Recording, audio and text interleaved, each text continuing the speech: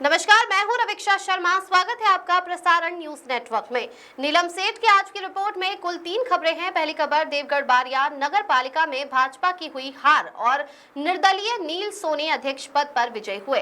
दूसरी खबर, जिला खनन और खनिज विभाग ने 14 ओवरलोडेड ट्रकों और डंपरों को जब्त किया। और तीसरी खबर, दाहोद के पास काली डेम केदारेश्वर मंदिर के सामने एक खेत से एक अजगर पकड़ा गया। आइए इन खबरों पर एक नजर डालते हैं। देवगढ़ बारिया नगर पालिका पिछले कई महीनों से चर्चा में है। पालिका अध्यक्ष के खिलाफ भाजपा के 6 और निर्दलीय पार्षदों ने अविश्वास प्रस्ताव लाकर उन्हें हटा दिया था। इसके बाद आज 10 तारीख को देवगढ़ बारिया नगर पालिका अध्यक्ष का चुनाव पालिका के सभा कक्ष में हुआ। इसमें भाजपा की ओर से पूर्व अध्यक्ष धर्मेश कलाल और निर्दलीय के रूप में नील सोनी ने उम्मीदवारी की थी। इसमें नील सोनी को अधिक वोट मिलने पर उन्हें अध्यक्ष घोषित किया गया। इस परिदृश्य से सामने आने से देवगढ़ बारिया नगर पालिका में भाजपा का भगवा सिमट गया। मिली जानकारी के अनुसार आज 10 तारीख को देवगढ़ बारिया नगर पालिका के अध्यक्ष का चुनाव पालिका के सभा कक्ष में प्रांत अधिकारी और मुख्य अधिकारी की अध्यक्षता में हुआ।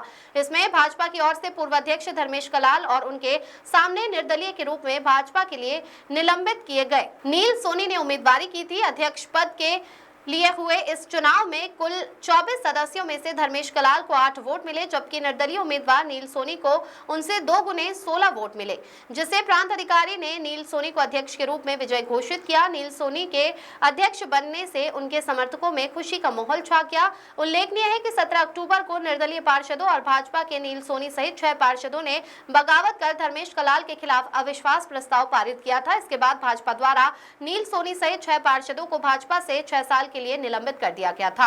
आज हुए अध्यक्ष पद के चुनाव में भाजपा को नील सोनी सहित निलंबित किए गए 6 पार्षदों और निर्दलीय पार्षदों ने मिलकर भाजपा को फिर से पटकनी दी और नील सोनी को विजय बनाया, जिससे देवगढ़ बारिया पालिका में भाजपा का भगवा सिमटता हुआ दिखाई दिया। अगली खबर, देवगढ़ बारिया और आसपास के क्षेत्रों से अवैध रेत का परिवहन करने वाले 14 ट्रकों और डंपरों को जब्त किया गया है। इस कार्रवाई में रेत सहित लगभग 2 करोड़ रुपए का माल जब्त किया गया है।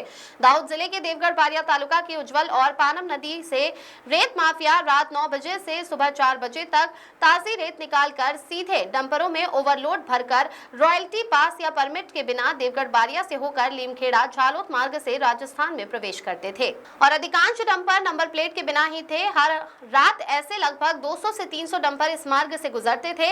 इन डंपरों से टपकते पानी और ओवरलोड वजन के कारण लीमखेड़ा नगर का झालोद की ओर का स्टेट हाईवे बार बार टूटता था।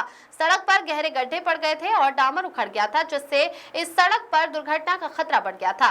फैली हुई रेत से उड़ने वाली धूल के कारण लोगों के स्वास्थ्य को भी नुकसान होता था। साथ ही अवैध खनन से सरकार की तिजोरी को लाखों रुपए का नुकसान उठाना पड़ता था। नदी किनारे खोदने से पानी प्रदूषित होता था और जल स्तर तेजी से घटता था। इस बात से संबंधित सभी विभाग के अधिकारी वाकिफ थे, फिर भी जिम्मेदार आरटीओ और पुलिस पेट्रोलिंग करती होने के बावजूद इस मामले में कड़ी कार्रवाई करने से चूक गए। ऐसे आरोप थे। लोग रात्रि पेट्रोलिंग बढ़ाने और ओवरलोड तथा नंबर प्लेट के बिना वाले डंपरों पर कड़ी कार्रवाई करने की मांग कर रहे थे। ऐसी खबरें विभिन्न अखबारों की सुर्खियां बनकर लगातार छपती रहती थी, जिससे गहरी नींद से जागे जिम्मेदार खनन और खनिज विभाग के साथ साथ तालुका के प्रशासनिक तंत्र ने तत्काल कदम उठाते हुए अवैध रेत से भरे 14 ट्रकों और डंपरों को पकड़ लिया है और जांच का आश्वासन दिया है। फिलहाल देवगढ़ बारिया और आसपास के क्षेत्र में अवैध रेत खनन का कारोबार चल रहा है या नहीं, इस पर प्रशासन द्वारा कड़ी नजर रखी जा रही है। अगली खबर, दाहोद के पास प्रसिद्ध केदारनाथ मंदिर यानी चौसाला गांव। इस केदारनाथ मंदिर के सामने डामोर रसिक भाई पुंजा भाई के खेत में एक विशाल अजगर होने की जानकारी मिलने पर जीव दया गतिविधि से जुड़े और साहसी युवा कल्पेश कटीजा, राहुल आर रायचंद्र, डामोर सोहिल और डामोर सुमित को सूचित किया गया। इन 4 युवाओं की टीम आई और रसिक भाई के खेत से अजगर को ढूंढकर पकड़ लिया। अजगर को पकड़कर एक विशेष पिंजरे में रखा गया और उसके बाद इस पकड़े गए अजगर को वन विभाग को सौंप दिया गया और वन विभाग उसे जंगल में छोड़ देगा। नीलम सेठ की रिपोर्ट।